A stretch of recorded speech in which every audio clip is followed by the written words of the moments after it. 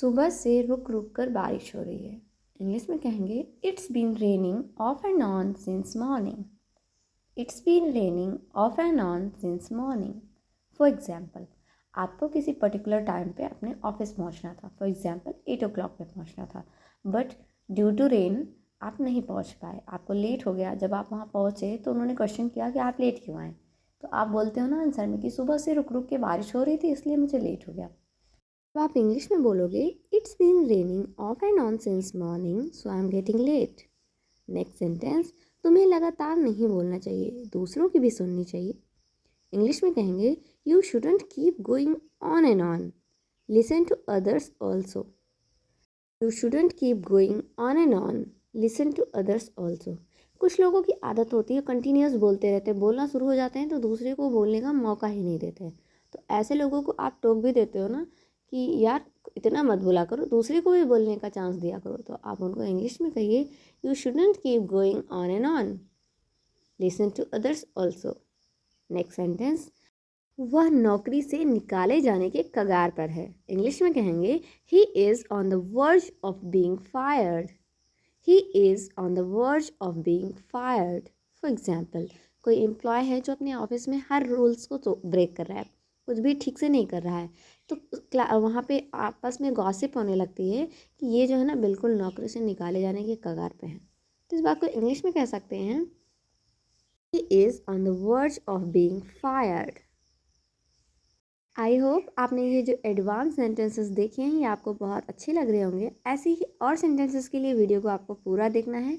Guys, my name is वानी Yadav and you watching the channel is English. अगर आप channel पे पहली बार विजिट कर रहे हैं तो प्लीज़ चैनल को सब्सक्राइब ज़रूर करिएगा। वीडियो पसंद आया तो उसे लाइक करिएगा और ज़्यादा से ज़्यादा शेयर करिएगा अपने फ्रेंड्स और फैमिली के साथ। So now let's move to the next sentence. वह अपने रिश्तेदारों की बुराई करता है। इंग्लिश में कहेंगे he speaks ill of his relatives. He speaks ill of his relatives. For example, आपके नोन में कोई ऐसा पर्सन है जो हमेशा दूसरों की बुराई करता रहता है, स्पेशली अपने रिलेटिव्स की। तो अगर आप उसके बारे में किसी को बताना चाह रहे हो कि वो हमेशा अपने रिश्तेदारों की बुराई करता है, आप इंग्लिश में कह सकते हो he speaks ill of his relatives. Next sentence, मेरे पापा हमेशा दूसरों के बच्चों की बड़ाई करते हैं। इंग्लिश में कहेंगे my father always speaks highly of others children. My father always speaks highly of others children. For example, अक्सर आपने नोटिस किया होगा जो पेरेंट्स होते हैं वो हमेशा दूसरों के बच्चों का एग्जाम्पल देते हैं कि वो देखो उनका बेटा कितना अच्छा है, उनका बेटा कितना अच्छा है। तो अगर आपके भी पेरेंट्स ऐसे हैं, वैसे कुछ लोगों के नहीं होते होंगे बट जनरली ऐसे पाए जाते हैं पेरेंट्स कि वो हमेशा दूसरों के बच्चों की ज़्यादा तारीफ़ करते हैं। और अगर आपके पेरेंट्स भी ऐसे हैं तो आप कह सकते हो my father always speak highly of others children. Next sentence, वह सिर से पैर तक कीचड़ से सना हुआ था। इंग्लिश में कहेंगे he was covered with mud from head to toe. He was covered with mud from head to toe. For example, बारिश का सीज़न था और आपका भाई जो है वो बाहर खेलने गया था। खेल के जब वापस आया तो आपने देखा कि वो सिर से पैर तक कीचड़ से सना हुआ है।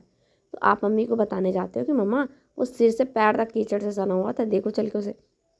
तो आप कैसे कहोगे मम्मा से? मम्मा, he was covered with mud from head to toe. Next sentence, किसी तरह ये खबर सबके सामने आई। इंग्लिश में कहेंगे somehow this news come to life. Somehow this news come to life. For example, कोई आपके घर का मेंबर है जो कोई बहुत बड़ी सी बात को सीक्रेट की तरह रख रहा हो, छुपा के रख रहा हो, किसी को बता नहीं रहा हो, और उस बात से काफ़ी बड़ा लॉस होने वाला है फैमिली को। तो तब अगर कभी आपको अनजाने में ये बात सामने आ जाती है तो आप लोग बोलते हो ना कि तुमने तो छुपा के ही रखी थी लेकिन किसी तरह ये खबर सामने आई। तो इस बात को हम इंग्लिश में कहेंगे somehow this news come to life. Next sentence, उसे दूसरों के मामलों में अपनी नाक घुसाने की आदत है। इंग्लिश में कहेंगे he has the habit of poking his nose into others' matter. He has the habit of poking his nose into others' matters. For example, आपने अक्सर कुछ लोगों को देखा होगा जिनकी जो आदत होती है कि वो दूसरों के मैटर में ज़रूर बोलते हैं। तो अगर आप भी किसी को कहना चाह रहे हैं कि उसका काम ही है वो दूसरे के मैटर में बोलना, तो आप कहिए He has the habit of poking his nose into others' matters. Next sentence. ये मेरे लिए ज़िंदगी और मौत का सवाल है. इंग्लिश में कहेंगे this is the matter of life and death for me. This is the matter of life and death for me. For example, आपको किसी जगह पहुंचना है और वो बहुत इम्पोर्टेंट काम है आपका, वहाँ आपके बिना वो पूरी चीज़ ख़राब हो जाएगी, बिल्कुल आपकी जो लाइफ है ना एक रिस्क पे आ जाएगी. तब आप कहते हो ना कि ये काम करना बहुत ज़रूरी है, ये मेरे लिए ज़िंदगी और मौत का सवाल है. इस बात को हम इंग्लिश में कहेंगे this is the matter of life and death for me. Next sentence. आप किसी भी समय मदद मांग सकते हैं. इंग्लिश में कहेंगे you can ask for help at any moment. You can ask for help at any moment. For example, आप अपने दोस्त से कह रहे हो कि तुम्हें जब भी ज़रूरत पड़े मैं हमेशा अवेलेबल हूँ, तुम किसी भी समय मदद के लिए कह सकते हो. तो आप इंग्लिश में उसे कहोगे You can ask for help at any moment. Next sentence. उसे ये पहली नज़र में पसंद आ गया था. इंग्लिश में कहेंगे He liked it at first sight. He liked it at first sight. For example, आपका फ्रेंड है और आप हैं मार्केट गए, कोई चीज़ देखी और आपके फ्रेंड को वो पहली नज़र में पसंद आ गई. तो आप जब किसी से बताते हो कि उसे तो ये चीज़ पहली नज़र में ही पसंद आ गई थी, तो आप इंग्लिश में कहिए he liked it at first sight. Next sentence. अपराधी ने दिन दहाड़े वारदात को अंजाम दिया. इस बात को हम इंग्लिश में कहेंगे the criminal committed the crime in broad daylight. The criminal committed the crime in broad daylight. For example, आपके आसपास इतने सारे क्राइम होते रहते हैं. आपने देखा होगा बहुत सारे क्राइम होते हैं जो रात में होते हैं, लेकिन कुछ तो ऐसे होते हैं जो दिन दहाड़े हो जाते हैं. तो अगर ये कहना है कि अपराधी ने दिन दहाड़े ये काम कर दिया, उसने दिन दहाड़े ये क्राइम किया, तो इंग्लिश में हम इस बात को कहेंगे the criminal committed the crime in broad daylight. Next sentence. Rajat ने पुलिस अधिकारी को धमकी देकर मुसीबत मोल ली. इस बात को हम इंग्लिश में कहेंगे Rajat asked for the trouble threatening the police officer. Rajat asked for the trouble threatening the police officer. For example, Rajat नाम का कोई पर्सन है जिसने पुलिस वाले को धमकी दे दी.